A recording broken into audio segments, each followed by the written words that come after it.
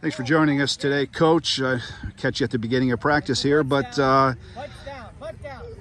now that we're 3 weeks out from the season, can you just talk to us about where you are as a staff in terms of putting your stuff in, where how much have you been able to do with the kids so far? Sure. Yeah, so we just finished up heat acclimation week, which was last week.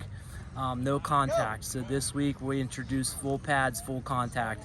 At this point, we're really to figure out what our physicality looks like, where our aggressive players are, and really start to identify what personnel and who we can put where, and determines our schemes both on the offensive and defensive side of the ball as we work towards that first game of the season against Hopewell August 20th.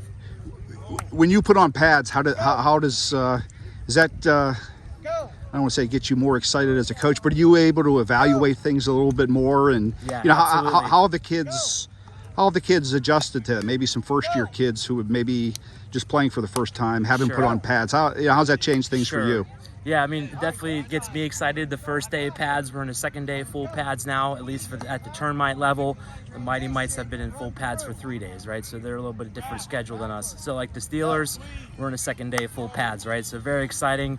It gives us a better picture of where we are from a physical standpoint, who really wants to be in certain positions and really shows out and shows up in terms of where they want to play, right? So we are looking at both from a physicality standpoint plus skill position on where they will be put into particular offensive, defensive schemes. So we do have a staff, both offensive and defensive coordinators, that'll help with those evaluations as well. Can you go into that a little bit more about these aren't just practices for just to get the kids going. This is big for you guys as well. Can you just talk about how you're able to, you mentioned type of scheme you're going to run. Correct, can you get into that as far as put if you see into particular situations on particular offense that we desire to run based upon our capabilities, right? So we will adjust to our capabilities.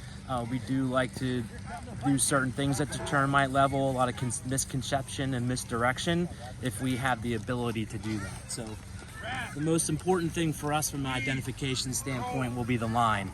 We need to secure the line. That's the most important foundational standpoint there, and then we'll start to work and build around that on both sides of the ball. How much of a passing game is there at this level, or a lot of it is jet sweeps? Much. Yeah, I'd say short yardage situations or extra points. You may have the ability to go to pass the ball in certain situations, but predominantly it's run, right? I mean, we have to have the quarterback being able to throw a few yards down the field, and receiver that can catch it and run. So it really all depends, but most of it's short yardage situational type of passing plays. Okay, last thing, coaches, can you talk to, or can you tell us the parents out there, I'm sure they know, but maybe family and friends, what's your upcoming schedule?